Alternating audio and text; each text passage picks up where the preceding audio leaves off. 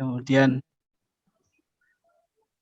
Ki Agus Sugiarto ya, karena beliau seorang dalang milenial sekaligus motivator ya, luar biasa. Nanti kita akan menyerap ya pengalaman dan ilmunya, terutama berkenaan dengan serat niti projo ya, yang mana di dalam niti projo ini lebih ke syair-syair yang berbahasa Jawa, ataupun tembangnya ini merupakan salah satu tembang Dangdang Gulo ya, yang mana pesan-pesan moral yang disampaikan dalam karya sastra ini, sastra Jawa ini begitu sangat baik, karena memang termasuk salah satu syair Jawa yang memang kalau istilah dulu itu termasuk kategori piwulang ya. Artinya piwulang ini lebih ke dia ada sisi moral ya, ataupun nasihat terutama bagi para pemimpin ya. Projo ini artinya dari nasihat kepada para pemimpin ya, yang memimpin suatu kerajaan ataupun memimpin suatu negara ya.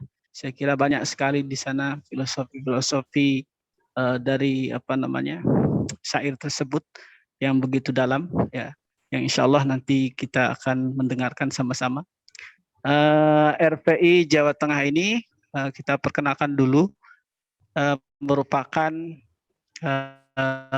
Dewan Pimpinan Wilayah ya, salah satu Dewan Pimpinan Wilayah dari RPI Pusat ya. RPI Pusatnya ini yang diketuai oleh Presiden kita Ustadz Januardi Syukur ya. Beliau seorang anggota MUI Pusat ya, bidang hubungan internasional, dan saya berkenalan dengan beliau karena salah satu alumni dari IMEP ya, Australia Indonesia Muslim Exchange Program. Nah, di sana saya berkenalan, kemudian kita sama-sama mempunyai satu visi dan misi, yaitu untuk menjadikan manusia Indonesia itu generasi milenial ataupun generasi milenial ini memiliki karya sehingga dinamakan Rumah Produktif Indonesia. Ya, nanti mungkin Pak Presiden bisa menyampaikan ya latar belakang dari RPI ini. Dan insya Allah ke depan kita akan melengkapi kepengurusan ya RPI Jawa Tengah ini dengan berbagai macam bidang sesuai dengan bakatnya. Ada pendidikan, ada penelitian dan ristek dan lain sebagainya, kebudayaan dan lain sebagainya. Saya kira dari peserta sekalian, terutama yang berasal dari Jawa Tengah, ya monggo kita ikut-ikut gabung dalam RPI ini ya, untuk kemajuan Indonesia. Ya. Jadi visi misi kita adalah memajukan bangsa dan negara ini, kemudian supaya kita bisa berkontribusi, ya, supaya kita bisa produktif, ya, terutama di masa pandemi. Saya kira itu sambutan dari saya. Terima kasih kepada Pak Presiden, kepada Ki Agus ya, kemudian Mas Epan yang bersedia untuk kerjasama dengan RPI Jateng. Mudah-mudahan selanjutnya kita akan adakan acara berikutnya ya. Terima kasih. Itu saja yang bisa saya sampaikan. Assalamualaikum warahmatullahi wabarakatuh. Waalaikumsalam. Terima kasih Mas Ferry atas sambutannya, luar biasa. Untuk mempersingkat waktu, langsung aja nih kita masuk ke dalam pokok tema pembahasan webinar kali ini. Mungkin buat teman yang baru bergabung, webinar kali ini kita akan belajar mengenai ajaran moral dalam serat Niti Praja atau Niti Projo. Dan untuk narasumbernya sudah siap, ada Ki Agus Sugiarto. Nanti akan mungkin gimana? sambutan dari Mas Januardi dulu aja. Oh Mas. iya, boleh. Dari Presiden dulu ya. Siap. Oke, kalau tadi dari Ketua RPI Jatengnya, sekarang kita sambutan dulu aja ke Presiden Rumah Produktif Indonesia, Ustadz Januardi Syukur. Untuk waktu dan tempat kita persilahkan. Terima kasih. Bismillahirrahmanirrahim. Assalamualaikum warahmatullahi wabarakatuh. Alhamdulillah, pada malam hari ini kita diberi kesehatan, kesempatan oleh Allah SWT, Sang penguasa jiwa kita, penguasa dunia, penguasa akhirat, penguasa semesta raya ini, sehingga kita bisa diberikan kesehatan, kesempatan untuk bisa hadir dalam diskusi atau webinar pada malam hari ini. Yang pertama saya mengucapkan terima kasih kepada RPI Jawa Tengah, kepada Gulin dan para pihak yang terkait, Mas Agus, Mas Revan, Mas Ferry, kemudian teman-teman lain yang hadir di Zoom malam hari ini, begitu juga nanti yang akan mengikuti Zoom ini pada kesempatan ini. Kemudian topik ini merupakan topik yang sangat menarik dan bagian dari kekayaan bangsa kita. Indonesia ini kan dikenal sebagai surga atau potongan surga yang ada di dunia ini. Tadi siang saya ngobrol dengan seorang kawan keturunan dari Mesir. Ia mengatakan bahwa orang Arab itu sering mengasosiasikan Indonesia ini sebagai sepotong surga yang ada di bumi.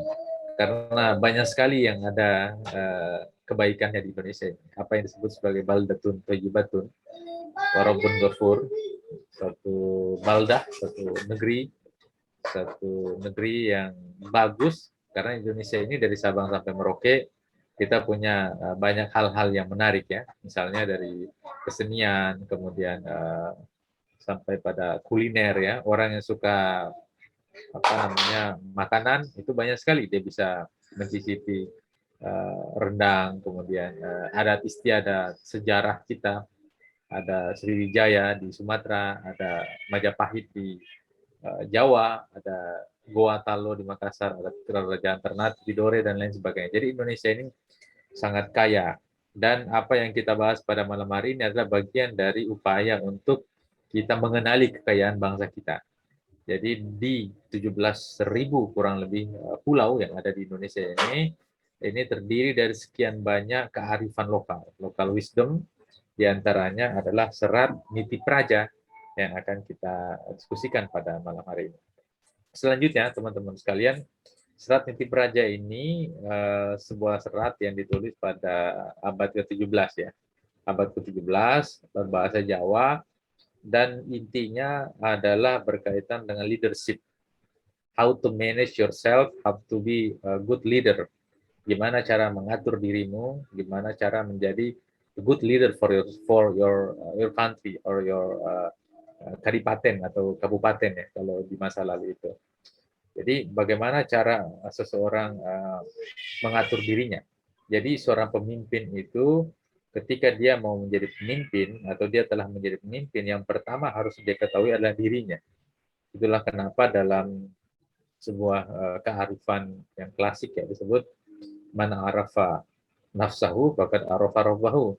Siapa yang mengenal dirinya, maka dia mengenal Tuhannya. Maksudnya adalah kalau kita tahu diri kita, maka kita akan teringat bahwa diri kita ini bisa terlahir besar dan bermanfaat seperti sekarang itu karena ada satu zat yang maha besar. So, kita ada ini karena ada satu kekuatan yang maha besar. Maka orang yang mengenal dirinya, dia akan mengenal Tuhannya, bahwa Tuhanlah yang menciptakan ini. Jadi serat Niti Praja ini berkaitan dengan ajaran-ajaran moral kepemimpinan. Seorang pemimpin harus mengenal dirinya. Dengan begitu kemudian dia akan mengenal alam semesta ini. Nah, di serat Niti Praja ini kita lihat misalnya ada banyak sekali kutipan yang menarik ya. Misalnya saya beri contoh, ada ini bahasa Indonesianya ya, terjemahannya langsung ya. Nanti Mas Ferry yang bisa ucapkan ke bahasa Jawanya Mas Ferry ya. Jadi di sini diterangkan misalnya, jika kamu ditakdirkan menjadi seorang bupati, maksudnya bupati itu sebagai seorang leader, seorang rois, maka dekatlah dengan raja dirimu. Hendaklah kamu seperti matahari terangnya jika giliran untuk dianut. Jadi kalau misalnya kita menjadi raja, menjadi bupati, atau menjadi leader lah ya, maka kita harus menjadi orang yang dekat dengan diri kita sendiri. Harus tahu dengan diri kita ini. Kita harus tahu sejarah kita dari mana, orang Indonesia ini dari mana, kemudian kita juga harus tahu kita ini kekurangannya apa. Kemudian kita harus tahu juga kelebihan kita apa. Jadi siapa yang tahu kekurangannya, maka dia juga lama-lama akan mengerti bahwa pada hal-hal tertentu dia tidak bisa, tapi hal-hal yang lain dia bisa. Kalau kita lihat misalnya dalam sejarah Islam ya, dalam Islam kita bisa lihat bagaimana kepemimpinan yang diajarkan atau yang dituliskan oleh sejarah kepada kita. Pertama misalnya Abu Hurairah. Abu Hurairah itu seorang periwayat hadis. Dia meriwayatkan banyak sekali hadis. Dan dia itu tidak pernah menjadi ahli atau perang, tidak pernah menjadi seorang pimpinan perang. Gitu. Walaupun dia berminat untuk menjadi pemimpin perang, misalnya, tapi dia nggak bisa.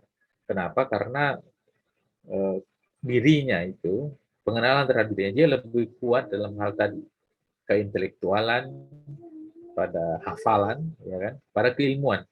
Dan dia punya kelemahan ketika dia menjadi leader dalam pertempuran. Berbeda dengan misalnya Khalid bin Walid. Khalid bin Walid itu seorang lelaki yang sangat luar biasa di medan perang. Jadi ketika di perang itu dia selalu menang. Bahkan dalam perang Uhud misalnya, itu kaum muslim itu kalah, dan di kaum musyrik itu dipimpin oleh salah satunya oleh Khalid bin Walid. Jadi kekalahan kaum muslim itu salah satunya strateginya Khalid bin Walid. Kemudian ketika Khalid masuk Islam, dia menjadi pimpinan perang terus. Hingga suatu ketika, dan ini moral kepemimpinan juga yang diajarkan oleh Umar bin Khattab. Hingga suatu ketika, dalam salah satu perang, itu menuju perang ya, itu kemudian ada surat perintah dari Umar sebagai khalifah untuk memecat Khalid bin Walid sebagai panglima perang. Padahal ini dia lagi memimpin perang. Kemudian Khalid mengatakan bahwa kalau gitu saya menerima, tapi saya mohon diberikan waktu untuk menunggu, kira-kira agar jangan sampai moralitas atau semangat para prajurit ini jatuh ketika saya diturunkan gitu. Tapi akhirnya Khalid juga menerima apa keputusan itu. Walaupun pada akhirnya Khalid juga wafat ya di atas kasur, dan dia menyesali itu. Kabarnya dalam sebuah syair itu yang pernah saya baca, dikatakan bahwa Khalid itu menyesal kenapa dia wafat di atas kasur. Seorang prajurit, seorang panglima, itu impian terbesarnya adalah dia wafat di medan perang gitu ya. Tapi kemudian ini di atas kasur. Tapi Khalid menerima kenapa dia dipecat oleh panglima. Alasannya kenapa Umar bin Khattab itu memecat Khalid? Alasannya adalah karena ketika itu Umar melihat orang-orang yang ikut perang dengan Khalid ini punya keyakinan bahwa pokoknya kalau pimpinan kita itu Khalid, menanglah kita. Asal Khalid jadi pimpinan, menang kita. Bukan lagi murni bahwa kemenangan itu berasal dari Tuhan. Jadi ketika perjuangan itu didasarkan pada orang, maka itu sudah tidak lagi betul-betul ideal. Tapi ketika perjuangannya itu karena lillah, untuk Tuhan, untuk sesuatu yang kita yakini sebagai tujuan akhir dari kehidupan kita dan kita menuju ke sana, maka itulah yang paling benar gitu. Maka ketika itu karena banyak orang yang berperang karena karena Khalid, itu kemudian Khalid dipecat. Jadi di situ kita bisa melihat moralitas kepemimpinan ya. Jadi kembali ke serat Niti Praja ini, hendaklah kamu seperti matahari, terangnya jika giliran untuk dianut. Jadi kalau menjadi pemimpin, itu kan mendapat giliran untuk dianut, untuk digugu, atau untuk diteladani. Maka jadilah seperti terangnya matahari. Terangnya matahari seperti apa? Terangnya matahari itu adalah terang yang menyinari semuanya, siapapun itu. Maka seorang leader, dia harus bisa menjadi tokoh bagi semuanya. Sebagai contoh, seorang bupati misalnya, dia harus menjadi tokoh bagi seluruh entitas yang ada di daerah itu. Apakah dia beragama Islam, dia Kristen, Hindu, Buddha, atau bahkan tidak beragama sekalipun, maka dia harus menjadi penopang. Dia harus menjadi payung bagi segenap entitas yang ada di situ. Bahkan kalau kita lihat dalam berbagai buku kepemimpinan, seorang pemimpin itu harus menjadi teladan bukan cuma kepada manusia, tapi juga kepada non-manusia. Jadi kehadiran dia sebagai pemimpin itu memberikan manfaat kepada hewan. Jadi hewan-hewan ternak juga mendapatkan manfaat. Kita lihat misalnya, kalau pemimpin tidak peduli sama hewan, maka banyak sekali hewan-hewan yang berkeliaran, kelaparan.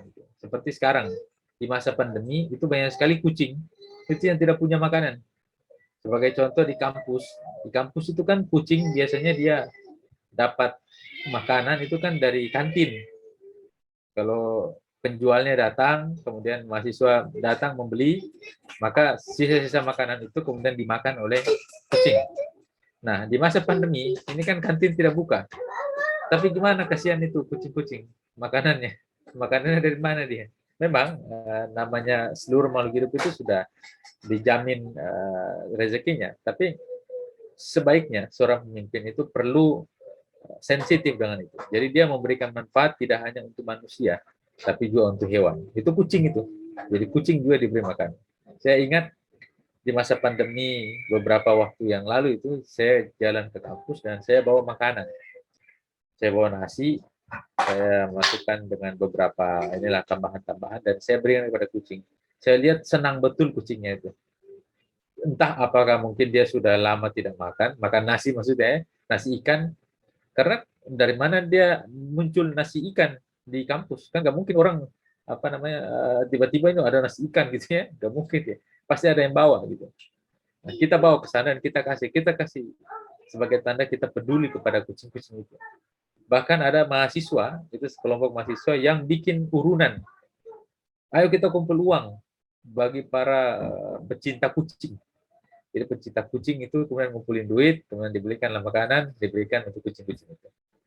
Artinya, kalau kembali ke tadi, seorang pemimpin itu harus menjadi matahari, maka dia harus menyinari bukan cuma kepada manusia, tapi juga non-manusia. Itu kepada hewan. Begitu juga yang lain adalah menyinari kepada tumbuh-tumbuhan. Teman-teman sekalian, sekarang ini kita lihat dunia kita ini banyak hancur di mana-mana ya. Misalnya hutan-hutan kita ditebang di mana-mana untuk mendapatkan kayu, kan kayu gelondongan. Kemudian hutan-hutan kita itu juga ketika sudah ditebang, sudah gundul, jarang sekali yang mau menanam kembali. Karena ongkos penanam hutan itu juga cukup besar. Maka tidak semua perusahaan bisa atau mampu untuk bisa menanam kembali.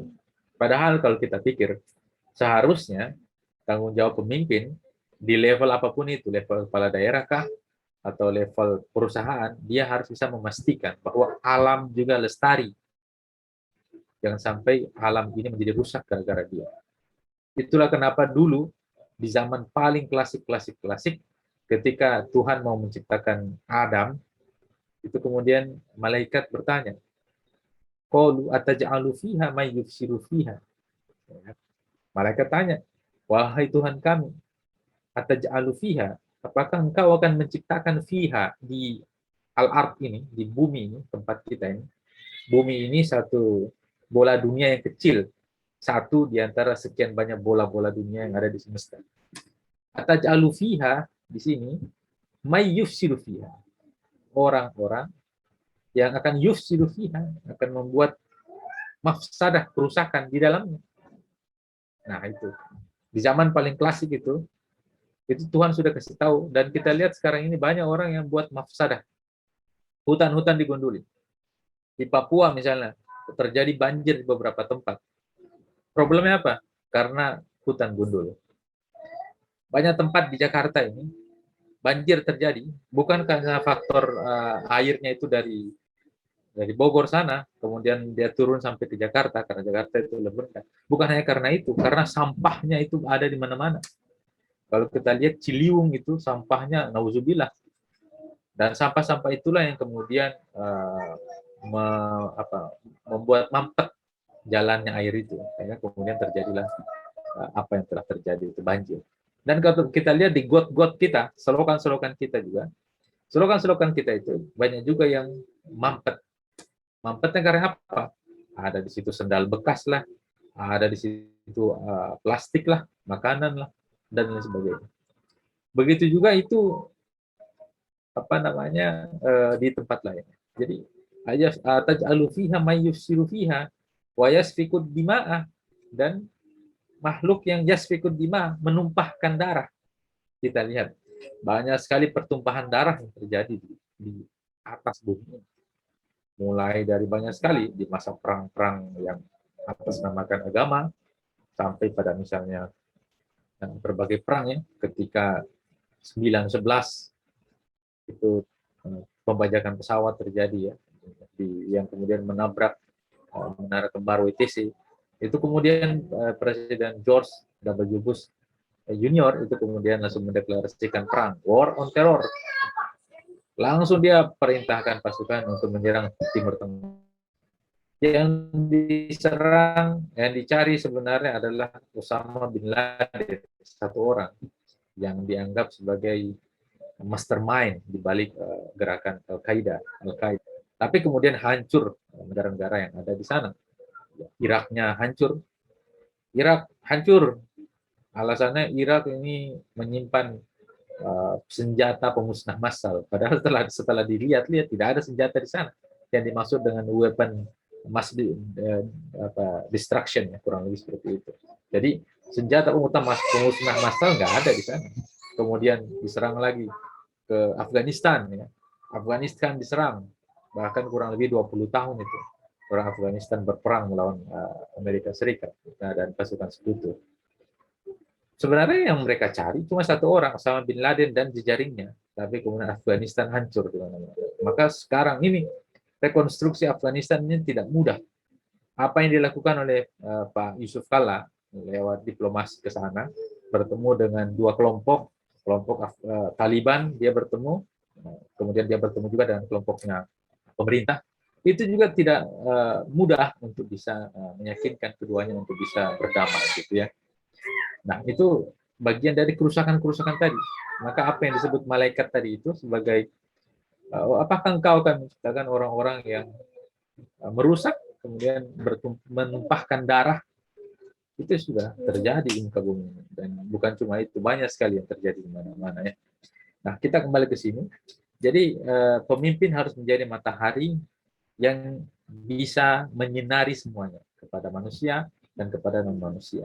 Kemudian yang lain lagi, teman-teman sekalian, berkaitan dengan serat inti praja yang bisa kita pelajari adalah hatimu sucikanlah bagai samudra yang mengandung ketenangan. Jadi seorang pemimpin, seorang leader, itu hatinya harus suci. Suci hatinya. Jangan mengejar materi. Jangan mengejar materi. Kalau kamu mengejar materi, kamu akan diperbudak oleh materi. Tapi kejarlah yang namanya kebenaran, kejarlah yang namanya kebaikan. Kalau kau mengejar kebenaran, kalau kau mengejar kebaikan, maka Sang Maha Benar, Sang Maha Pemilik kebaikan itu nggak tidur. Dan dia akan memberikan rezekimu dimanapun engkau berada. Maka orang-orang bijak, pemimpin-pemimpin besar, itu mereka tidak mengejar materi. Mahatma Gandhi misalnya, kalau dia mau kaya, itu banyak kekayaannya. Bahkan mungkin 7 turunan dia punya itu. Tapi dia nggak mengejar itu. Dia mengejar kebahagiaan. Orang Amerika menyebutnya pursuit of happiness. Mengejar kebahagiaan. Tapi orang Islam itu juga punya konsep mengejar kebahagiaan. Itulah yang disebut sebagai sa'idun fid dunya wa sa'idun fil akhirat. Bahagia di dunia, bahagia di akhirat. Caranya apa? Banyak sekali caranya.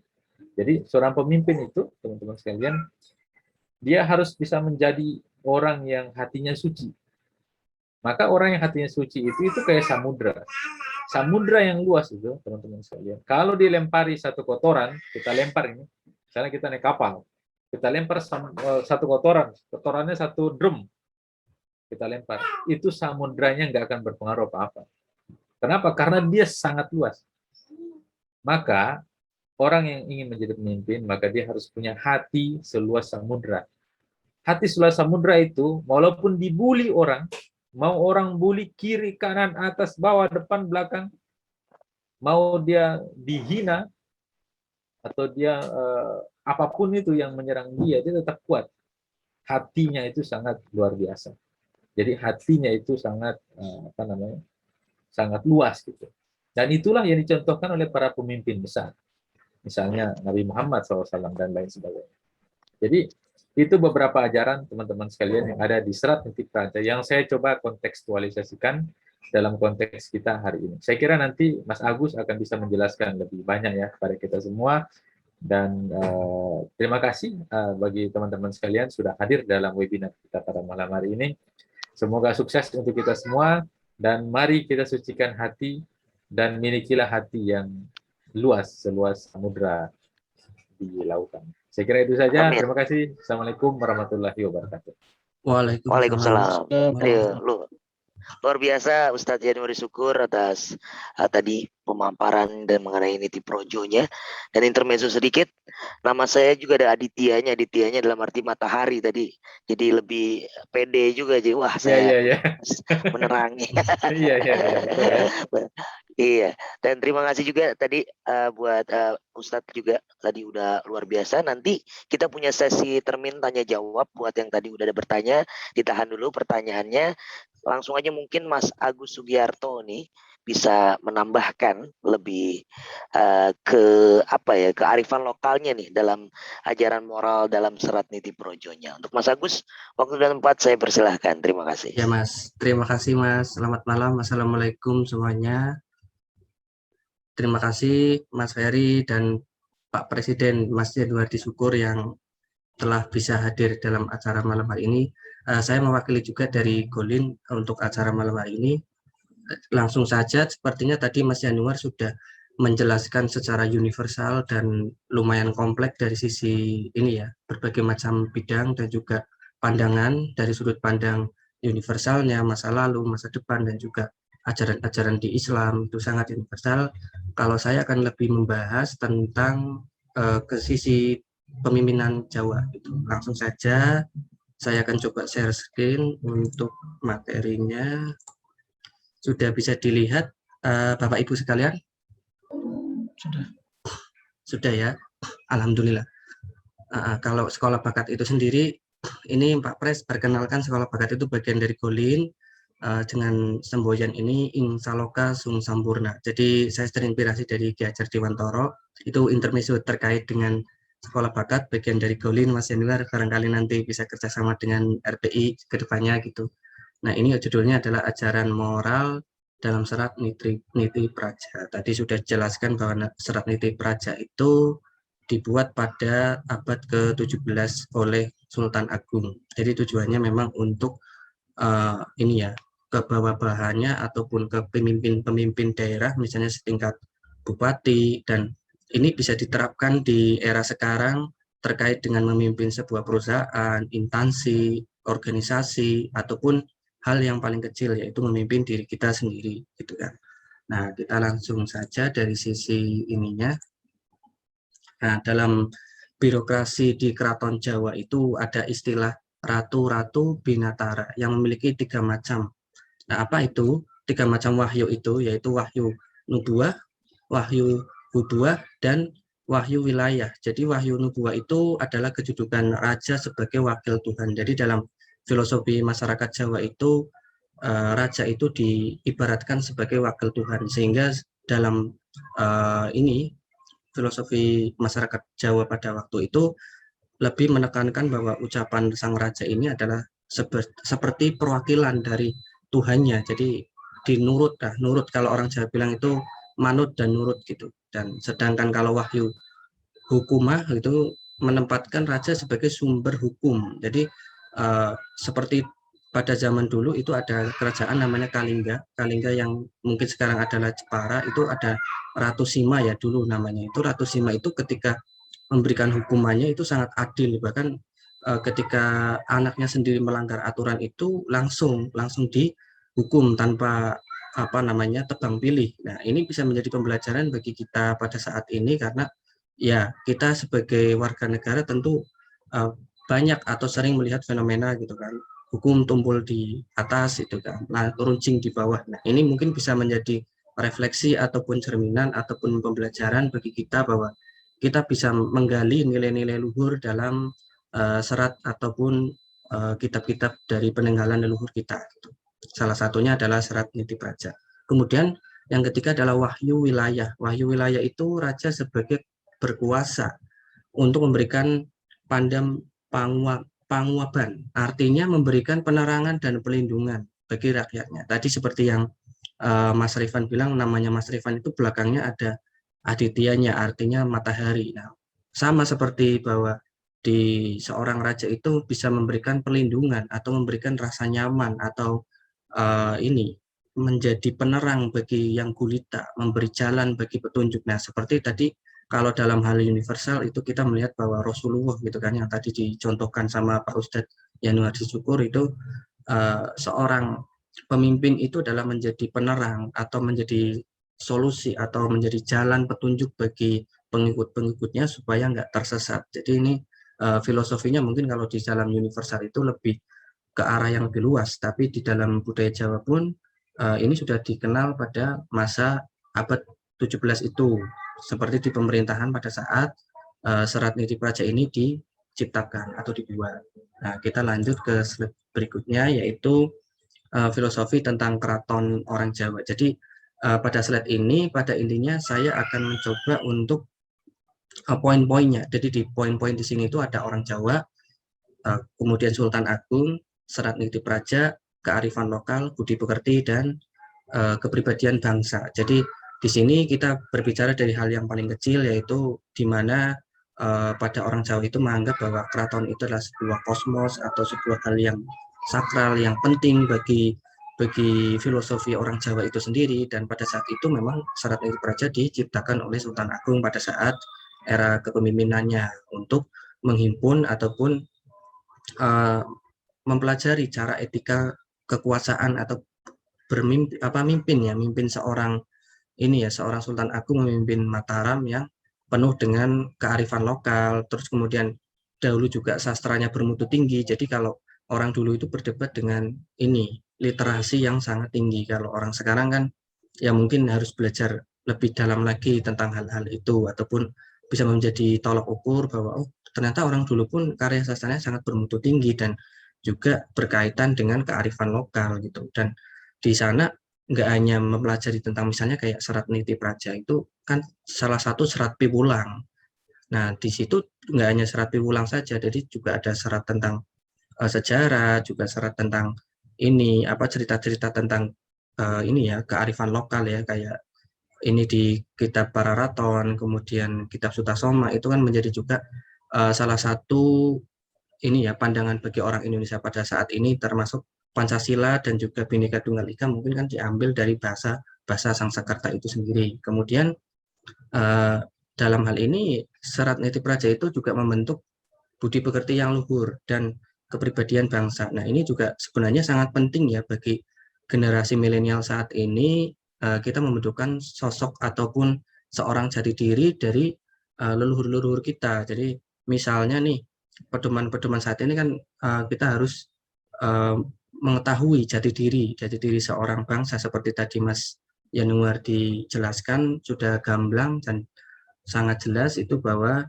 kita harus mengetahui diri kita, mengenal diri kita itu siapa dan tujuannya untuk apa, dan secara leluhur kita itu siapa gitu kan. Jadi kita adalah bentukan dari beberapa leluhur ataupun seseorang ataupun keturunan-keturunan di masa lalu. Jadi kita sebagai itu punya sejarah-sejarah atau peninggalan-peninggalan yang mempunyai nilai kearifan lokal yang tinggi, yaitu tentang budi pekerti dan juga kepribadian bangsa. Sedangkan serat ini juga termasuk dengan serat piwulang ya dalam kejawen, jadi ditulis dengan bahasa Jawa yang memiliki ini isi-isi tentang kepemimpinan. Jadi nggak hanya memimpin seorang, misalnya dalam perspektif dulu kan itu adalah seorang raja. Kalau sekarang mungkin bisa saja memimpin seorang itu adalah manajer ataupun ketua organisasi ataupun ketua instansi ataupun direktur di sebuah BUMN. Itu bisa belajar dari ini kearifan lokal ataupun nilai-nilai yang terkandung dalam serat-serat yang mempunyai kandungan serat piwulang. Nah, apa itu serat piwulang? Serat piwulang itu berkaitan erat dengan kepemimpinan dan juga nasihat-nasihat, ajaran-ajaran. Jadi ada sebenarnya serat piwulang itu enggak hanya serat niti praja, tapi ada niti sastra, ada serat ulang C, serat ulang reh gitu tentang ini tata krama ataupun tindak tanduk ataupun ini kepribadian. Jadi pada saat zaman dulu pun ini diajak serat-serat itu mengandung beberapa nilai-nilai yang mungkin saat ini mulai luntur ataupun sudah tidak dipakai karena ya pengaruh budaya-budaya luar juga itu sangat berpengaruh bagi ini ya, apa namanya, perkembangan budaya pada saat ini. Nah, kearifan lokal tersebut juga banyak ditemukan dalam pewayangan. Jadi juga kebanyakan dari sisi serat-serat ini biasanya diambil juga dalam kontes-kontes pewayangan ataupun ini ya, pertunjukan wayang pada saat itu gitu. Maupun sekarang pun banyak sih apa namanya, dalang-dalang yang menggunakan media wayang untuk menyalurkan ataupun mengambil titik-titik dari ini moral yang bisa diambil. Cuman pada saat ini kebanyakan dalang sudah dibumbui dengan ini guyon-guyon itu biar menarik perhatian dan juga penonton enggak merasa ngantuk ataupun bosan. Nah, ini tadi yang diulas oleh Pak Yanuardi atau Pak Presiden kita itu pada nilai sisi kepatuhan. Dari sisi kepatuhan ini berisi tentang bagaimana cara untuk menjadi pemimpin, terutama menjabat sebagai bupati. Nah, tadi di Mas Yanuardi ini kan membahas tentang bagaimana lamun sira tinitah bupati. Jadi, kalau kamu menjabat jadi bupati, pakailah watak dermawan. Nah, tadi sudah dijelaskan secara gamblang oleh Pak Yanuardi, jadi tentang bagaimana seseorang itu harus mempunyai watak yang dermawan, itu memberi tanpa harus ini menuntut untuk kembali. Jadi dermawan itu ada filosofi yang bagus, saya lupa siapa yang ini mengatakan, tapi intinya kalau kita mau ngasih sesuatu tangan kanan, itu tangan kiri jangan sampai tahu. Intinya apa? Intinya kita tidak boleh pamer ataupun pencitraan kalau mungkin zaman sekarang ya. Nah, jadi kemana-mana bawa media, bawa apa itu mungkin gitu. Kalau dulu kan pemimpin zaman dulu pakailah watak dermawan. Jadi dia memberi tanpa diketahui oleh orang banyak. Bahkan dulu juga pemimpin-pemimpin Islam pada zaman dulu ketika ngasih sedekah di subuh itu kan, itu nggak banyak yang tahu siapa itu. Tapi ya dia nggak butuh pamer atau nggak butuh tahu. Yang penting Allah itu tahu gitu kan. Ibaratnya gitu kan. Kalau di Jawa disebut juga dengan manunggaling kaulolan gusti. Jadi cukuplah saya dan Tuhanku yang tahu dan kita bisa mengerti bahwa Allah itu lebih dekat daripada urat nadi. Intinya kayak gitulah kalau di filosofinya ya. Kemudian di baris berikutnya yaitu supaya seperti matahari yang terang. Jadi tadi yang seperti Mas Yanuardi bilang bahwa itu adalah seorang pemimpin harus mempunyai ini seperti cahaya matahari itu yang menerangi semua ini penduduknya ataupun pengikutnya. Nah, makanya tadi saya membacakan puisinya tentang filsafat bintang. Jadi bintang itu kan memancarkan cahaya sendiri dan matahari adalah salah satu bintang. Gitu.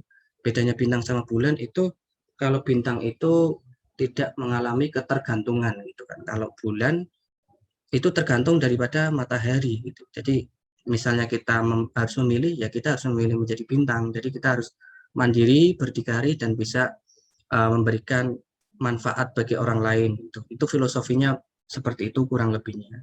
Nah, berperilaku seperti air, jadi mengalir, tenang, dan juga fleksibel, bisa menyatu dengan siapapun, kemudian berada di puncak gunung bening. Kalau berada di gunung yang bening itu artinya mempunyai pemikiran yang bersih dan juga selalu menjaga wibawa dan juga harga diri. Kemudian juga seperti samudra, jadi pengetahuannya luas dan juga humble ya, ini rendah hati gitu kan. Kemudian membuat tumbuh karena bersama bawahan. Nah, dia juga nggak hanya ini ya, melihat dari sisi atas tapi juga melihat dari sisi bawah. Jadi dia menyatu dengan bawahan, bahwa dulu juga pernah tuh ada seorang salah satu pahlawan kita ataupun ini ya, panutan kita Ki Hajar Dewantara itu dulu mempunyai gelar ya, gelar seorang bangsawan gitu, Raden lah kalau nggak salah gitu. Dan dia melepas gelar kebangsawannya itu hanya untuk menyatu ke masyarakat supaya kita bisa membaur kepada masyarakat. Jadi hal itu kadang-kadang kita perlu ini menyingkirkan ego kita demi menyatukan pandangan-pandangan kepada masyarakat ataupun kita tahu bahwa apa yang diinginkan oleh masyarakat itu. Ketahuilah seperti daun tarutala lapar saat musim labu. Jadi ini adalah gambaran atau metafor ya. Jadi di nilai-nilai kepatuhan ini intinya pada saat ini ataupun yang diajarkan oleh serat niti praja ini, nilai-nilai kepatuhan harus diterapkan dalam seseorang memimpin. Oke, kemudian nilai kepatuhan, setelah nilai kepatuhan ini ada ajaran moral seratnya, ini ada kutipan-kutipannya ya. Jadi berbudi bawa laksana, ambek adil paramarta. Itu meluap bahwa kita itu harus mempunyai sifat yang mulia dan adil terhadap semua makhluk hidup, ataupun tadi diterangkan oleh Pak Ustadz bahwa kita pun harus baik sesama makhluk hidup, baik itu manusia, tumbuh-tumbuhan, hewan. Kita harus memberikan sesuatu yang bermanfaat bagi orang-orang yang ada di sekitar. Bahwa tadi dicontohkan bahwa oleh Mas Yanuardi itu fenomena pada saat pandemik itu kucing yang ada di kampus. Saya tahu itu bahwa kucing-kucing yang di luar sana pun saya pernah melihat bahwa mereka kelaparan dan juga membutuhkan makanan gitu. Itu juga menjadi salah satu mungkin adalah bagian dari kita harus empati ataupun memberikan sedikit makanan ataupun apa untuk hewan-hewan tersebut, karena kita berbuat baik tidak pernah tahu apa yang kita rasakan sekarang, tapi nilai-nilai manfaatnya pasti akan kita rasakan di masa yang akan datang, itu bisa saja gitu kan. Nah, kemudian berikutnya yaitu nilai selain kepatuhan ada nilai murah hati. Jadi murah hati itu yang tadi berbudi bawa laksana, itu intinya ya kita harus selain berbelas kasih juga kita harus mempunyai sifat tanggung jawab. Jadi kita misalnya nih membuat kebijakan ya kita harus mempertanggungjawabkan dari kebijakan itu. Kebijakan-kebijakan yang kita buat itu sangat berimplikasi ataupun berakibat pada di suatu masa depan. Oleh karena itu kita juga harus mempertimbangkan dari aspek lingkungan. Tadi sudah dipaparkan oleh Mas Yanuardi bahwa sikap murah hati itu bisa dicerminkan bahwa kita harus ketika membuat kebijakan harus melihat triangulasi ya, kalau di istilah saya triangulasi. Jadi misalnya dari sisi lingkungannya seperti apa, dari sisi keamanannya seperti apa, dari sisi kebermanfaatan atau kesejahteraannya bagi rakyat itu seperti apa gitu. Jadi kita harus mempertimbangkan semuanya.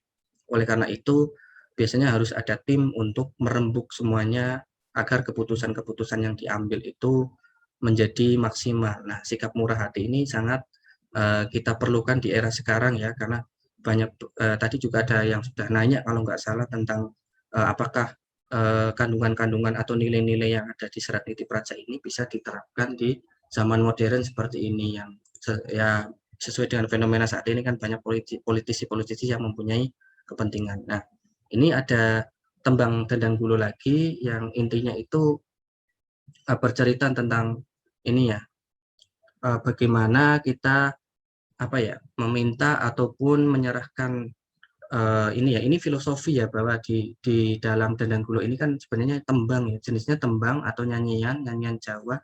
Itu kalau dalam bahasa terjemahannya ini mendung guntur seratan hujan. Jadi bukan mendung tanpa hujan ya. Kalau mendung tanpa hujan itu lagu yang sedang viral itu.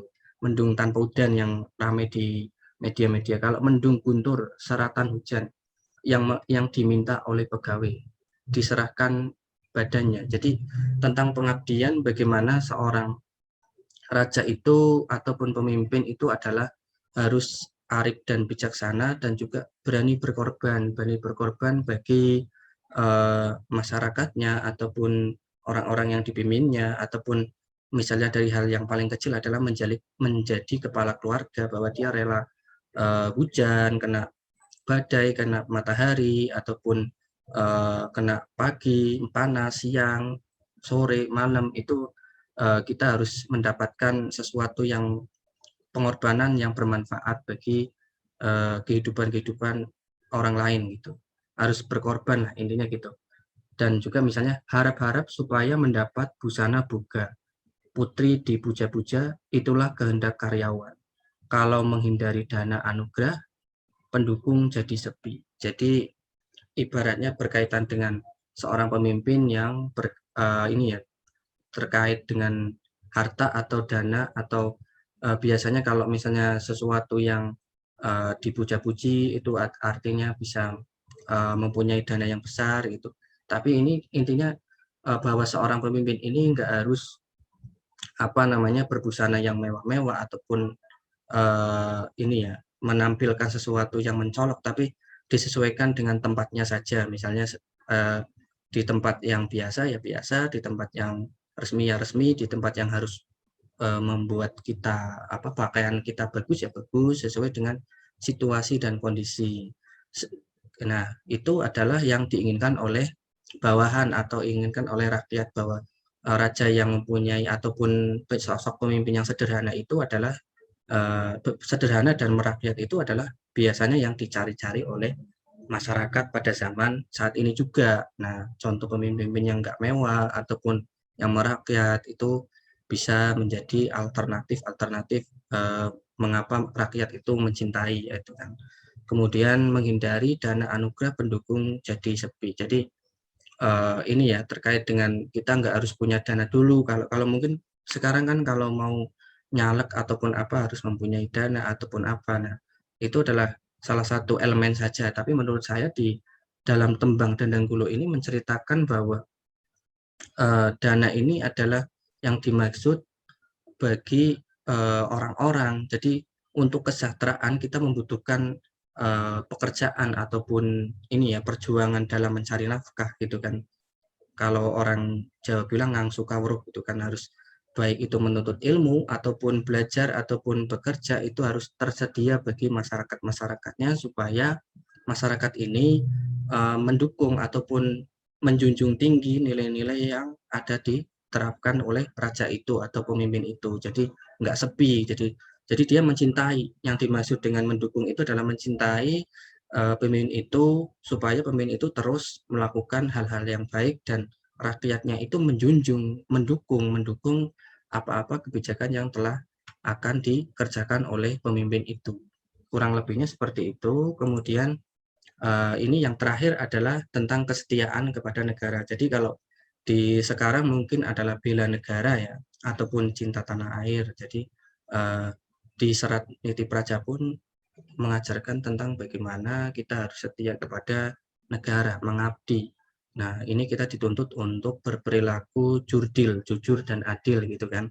Apalagi ini adalah sangat cocok untuk teman-teman yang mungkin berkecimpung di dunia militer dan juga berkaitan dengan keprajuritan yang harus mempunyai sumpah ataupun janji-janji kepada para pembesar negara. Jadi misalnya dulu kalau di zaman Majapahit itu ada Sumpah Palapa, itu kan ada dari Gajah Mada, Pak Mahapati Gajah Mada yang melakukan Sumpah Palapa mengabdi kepada negara supaya bisa bisa jaya lah ibaratnya, negara itu semakin maju dan bisa berkembang secara maksimal itu. Jadi masa kejayaan di Majapahit itu ketika dipimpin oleh Prabu Hayam Wuruk dan patihnya Mahapati Gajah Mada. Itu sebagai contoh bahwa seorang prajurit atau seorang militer itu mempunyai kesetiaan kepada negara. Mungkin nanti di sesi tanya jawab juga bisa teman-teman untuk berdiskusi terkait dengan ini sesi bela negara. Nah, ini Dendang Gulo lagi kurang lebihnya tentang tadi menceritakan kepada negara ya, setia kepada negara. Ini juga rakyat mancanegara, terus kemudian tidak hanya untuk pengabdian diri sendiri, tapi juga kita mengabdi tentang kesetiaan kepada negara. Bagaimana kita diajarkan untuk cinta tanah air dan kita setia nggak hanya kepada negara itu, tapi juga dengan petinggi-petinggi kita. Kalau misalnya kita adalah rakyat biasa, ya kita harus step by step, kita menghormati kepala desa, kemudian camat, bupati, gubernur gitu kan. Jadi ini juga ada kata-kata bupati, terus ini juga ada silih berganti kirim berkirim dengan sifat keramahan. Jadi zaman dahulu ataupun yang diinginkan dari si penulis Serat Niti Praja ini menginginkan bahwa ini adalah seorang pemimpin yang ideal ini ya dari zaman ke zaman, tidak hanya di masa lalu, mungkin juga di zaman sekarang kita perlu seorang pemimpin. Nah ini adalah sosok Sultan Agung memberikan wejangan Jadi versi Dadanggulo yang kali ini itu kalau di bahasa Jawanya itu kan ada tuh di Muwah Kaulo Amanca Bumi gitu kan. Jadi pada saat Sultan Agung itu memberikan wejangan kepada setiap pegawai kerajaan untuk senantiasa melakukan etika diplomasi. Jadi zaman dulu pun ketika mau melakukan diplomasi pun mempunyai etika-etika yang harus dipahami ataupun diterapkan oleh para petinggi untuk misalnya ke mancanegari itu kan. Ini kan ada nih ke mancanegara gitu kan. Jadi hubungan diplomasi kita kepada negara lain. Jadi kalau ibarat kata itu kita adalah perwakilan dari negara kita. Jadi ketika kita pergi ke negara lain itu adalah perwakilan dan kita harus memberikan contoh-contoh yang baik untuk kedepannya untuk bagi negara lainnya yang kita kunjungi misalnya dalam filosofi atau tingkatan yang paling kecil kan kayak gitu. Nah ini serat nitip raja ini sebenarnya juga sangat cocok ya untuk digunakan pada saat sekarang kita ini karena mempunyai kearifan lokal dan juga sebagai refleksi bagaimana kita sebagai generasi milenial dan juga untuk melanjutkan estafet kepemimpinan Indonesia masa depan itu harus seperti apa dan bagaimana. Nah ini adalah malam hari ini sangat luar biasa karena ini adalah diselenggarakan oleh RPI ya, Rumah ini ya Produktif Indonesia dan ini adalah bagian dari langkah awal bagi kita untuk mungkin merumuskan sesuatu supaya nanti ke depannya itu bisa kita usulkan untuk menjadi sebuah buku ataupun apa gitu. Jadi dalam serat-serat ini pun kita bisa mengambil poin-poin atau butir-butir yang penting bisa kita tuliskan kembali ke bahasa yang lebih milenial ataupun dibuat podcast ataupun dibuat video supaya milenial ini bisa menangkap ataupun memahami apa-apa yang dulu telah diwariskan oleh leluhur kita supaya kita bisa memahami lebih dalam dan tidak luntur atau tidak hilang oleh zaman karena pengaruh budaya-budaya luar itu sendiri. Nah ini juga serat nitip raja ini ya tadi yang saya bilang itu adalah diciptakan oleh Sultan Agung untuk menjaga atau menjunjung tinggi moralitas dan juga pegangan-pegangan ataupun panutan bagi masyarakatnya supaya toto tentrem damai raharjo gitu kayak gitu kalau orang Jawa bilang kayak gitu kan gemah ripah lojinawi gitu pada saat itu kan memang sangat maju di eranya ini era kepemimpinan Sultan Agung. Nah ini kalau sedikit ini informasi Pak Pres ini ada Gulin juga barangkali mau menulis tentang kepemudaan Pak Pres dalam rangka hari Sumpah Pemuda. Kalau ini produk-produknya Golin Pak Pres yang sudah jalan itu bisa nanti mungkin disinergikan kita bagi Golin dan juga RPI Jawa Tengah karena ini Jawa Tengah itu pusare Mas, pusate. Kalau orang-orang politik bilang Jawa Tengah adalah kunci gitu. Jadi kita mungkin saya akan tetap mendukung Mas Ferry ke depannya karena saya juga kan bagian dari RPI Jawa Tengah di bagian Ristek, jadi saya pasti akan nguri-nguri gitu kan atau menghidupkan kembali gitu kan untuk kedepannya kayak gitu karena kata orang politisi itu Jawa Tengah adalah kunci. Jadi kita mungkin banyak seminar-seminar ke depan pasti akan ini lebih bagus. Saya dari Golin dan juga selaku pembicara terima kasih. Mungkin akan kurang lebihnya akan disambung dengan sesi tanya jawab ya Mas Revan ya. Betul. Terima kasih. Iya. Ya, terima kasih Mas Agus pemaparan materinya moral serat nitip raja luar biasa. Siap. Tadi sudah dijelaskan dengan berbagai materi yang luar biasa. Nah, sekarang kita buka sesi tanya jawab. Bagi teman-teman semua yang ingin bertanya ke Mas Agus, ke Ustadz Yanwar, silahkan. Saya persilahkan. Tadi sudah ada yang bertanya nih dari Mbak Siti Nuryatin. Katanya bisakah kepemimpinan yang diajarkan di serat nitip rojo ini tercipta di Indonesia, sedangkan dalam menentukan kepemimpinan di sebuah negara melalui partai yang mempunyai kepentingan dan tujuan masing-masing katanya. Itu yang pertama. Yang keduanya, Sultan Agung itu dalam menyusun Serat Niti Projo itu apakah benar-benar murni pemikiran beliau atau Sultan Agung juga berdasarkan serat-serat yang lain katanya. Untuk Mas Agus mungkin atau Ustadz Yanuar, saya persilahkan untuk menjawab pertanyaan. Terima kasih. Oke Mas, mungkin saya dulu nanti dilengkapi dengan Mas Yanuar ya, selaku Siap. Ustadz dan Pak Presiden ini sudah berpengalaman memimpin gitu kan.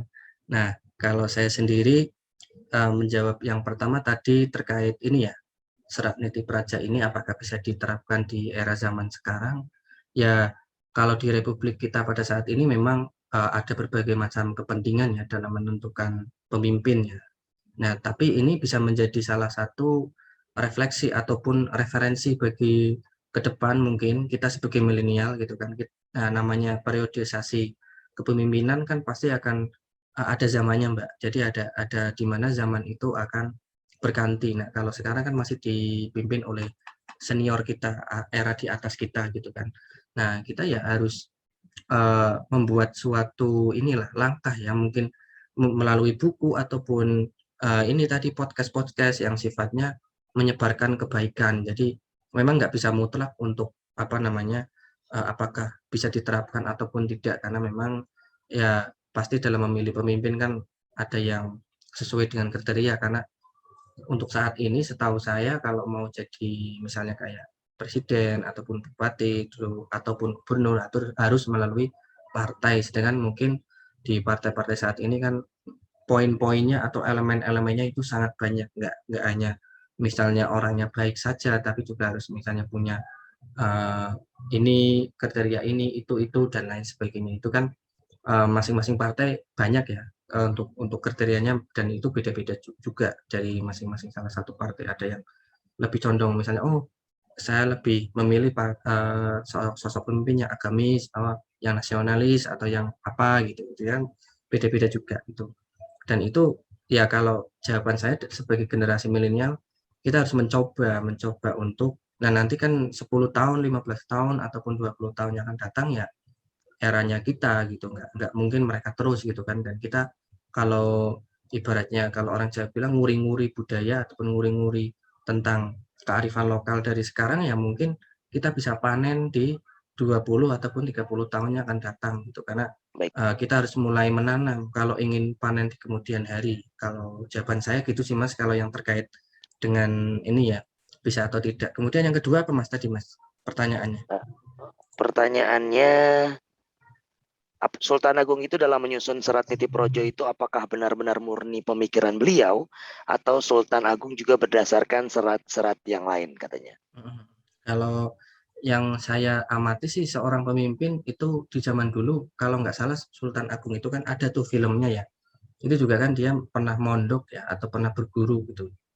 Nah, dia juga pasti membaca dari referensi-referensi ataupun kitab-kitab ataupun serat-serat sebelum itu gitu kan sebelum Serat Niti Praja ini diciptakan. Jadi memang melalui referensi membaca tentunya membaca dan juga mengamati ataupun mendengarkan dari gurunya atau leluhur-leluhurnya membaca dari mungkin huruf-huruf dulu ya misalnya kayak huruf Jawa kuno ataupun Sanskerta bahwa ajaran-ajaran dahulu seperti apa dan beliau juga kan mempunyai guru tentunya sangat berpengaruh gitu kan untuk dalam pembuatan suatu karya. Jadi memang mungkin itu adalah pemikiran beliau tapi punya referensi. Ibarat kata itu kita membuat karya tulis gitu kan atau membuat buku pasti kan ada rujukan-rujukan yang bisa kita manfaatkan ataupun kita tampilkan atau kita sadur atau kita ATM ya kalau zaman sekarang amati tiru modifikasi gitu kan. Nah mungkin juga yang dulu tampilkan oleh Sultan Agung juga seperti itu karena ilmu itu kan tetap harus dilestarikan itu harus dari leluhur-leluhur kita terus kemudian turunkan kembali mungkin lebih versi yang lebih lengkap ataupun versi yang lebih sesuai dengan zamannya kurang lebihnya gitu Mas. Siap, terima kasih Mas Agus. Mungkin Ustadz Yanuar ingin menambahkan menjawab pertanyaan. Ada dua tadi pertanyaannya, bagus-bagus. Yang pertama tadi soal apa tadi? Partai politik ya. Soal partai politik. Pertanyaannya adalah apakah mungkin atau bisakah kepemimpinan di Serat Niti Praja ini tercipta di Indonesia? Karena kepemimpinan kita ini pakai partai politik. Jawaban saya adalah kepemimpinan itu proses. Jadi dia tidak ada yang langsung jadi. Sebagai contoh, kesuksesan satu pemimpin itu tidak menjamin penerusnya juga sukses. Buktinya banyak orang yang bapaknya itu pengusaha hebat, anaknya nggak hebat juga. Ada bapaknya, ibunya profesor, anaknya mungkin tidak selesai juga sekolahnya. Jadi tidak ada yang hebat. Jadi proses. Maka ajaran-ajaran yang ada ini, kayak Serat Niti Praja atau ajaran-ajaran yang lain ya, yang sifatnya wisdom dalam leadership dalam berkaitan dengan wisdom, ini menjadi panduan saja untuk dilaksanakan secara proses.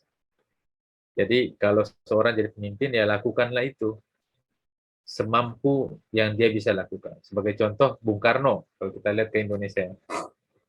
Bung Karno mempraktikkan apa yang disebut di Serat Niti Praja tadi. Misalnya satu, soal bagaimana menjadi matahari yang menerangi banyak orang. Kan dia menjadi matahari itu untuk semuanya. Menjadi matahari untuk orang Islam, untuk Kristen, Hindu, Buddha, dalam bentuk menyepakati Pancasila. Jadi konsep Pancasila itu yang dibuat oleh Bung Karno dan para pendiri bangsa kita di masa lalu itu kan upaya untuk menjadi semacam matahari untuk seluruh warga. Maka ketika ada ide untuk, bukan ide ya, ide atau mungkin juga aspirasi ya dari timur untuk menghapus 7 kata dalam Piagam Jakarta, itu juga disepakati oleh para tokoh bangsa terutama dari kalangan Islam. Jadi mereka mencopot dengan kewajiban menjalankan syariat Islam bagi pemeluk-pemeluknya dengan tujuan untuk kebersamaan kita sebagai anak bangsa. Jadi persoalan 7 kata itu dimaklumi, diakomodasi, kemudian ini untuk kepentingan kita bersama. Dan apa yang kita lihat dari Pancasila itu, dari sila pertama sampai terakhir, itu juga semua kan sudah sesuai lah dengan nilai agama, kemudian nilai luhur yang ada di Indonesia. Jadi Soekarno mempraktikkan Serat Niti Praja itu sesuai dengan yang dia bisa. Walaupun itu kan tadi cerita saya itu cerita tahun 45.